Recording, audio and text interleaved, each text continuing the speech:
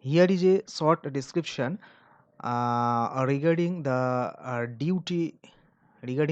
duty of electrical machines, basically electrical motors.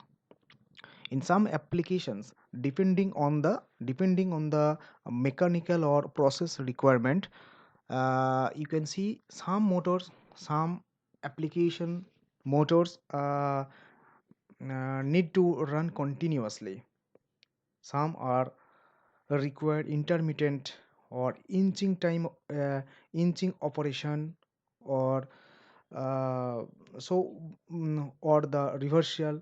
So so these are the different types of duty, motor duty. So here I will discuss about a short description about the motor duty class. This is as per Indian Standard IS 12824. This has the equivalent IEC standard also. So here, if you see in the motor data set, that type duty type of the motor is S1. That means it is for continuous running duty. That means the motor is designed, and its winding or the insulation or the temperature class is designed as per the continuous duty operation. So you can run the motor continuously. If that duty class is specified as S2, that means it is of short time duty. You cannot use this motor continuously, and it will be mentioned by the manufacturer. Next is coming S3, that means intermittent periodic duty. This is also used, S3 class, intermittent periodic duty. Sometimes in the process plants, based on the requirement, some applications need to run intermittently and not on continuous basis.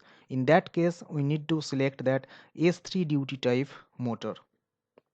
S4 is the intermittent periodic duty with starting. Like this, there are S4 duty class motor, S S5 duty class motor, S6 duty class motor, S7, S8, and S9. S9 is for non-periodic load and the speed variation. So these are the different duty classes of motors used in different industrial applications based on the process or mechanical requirements.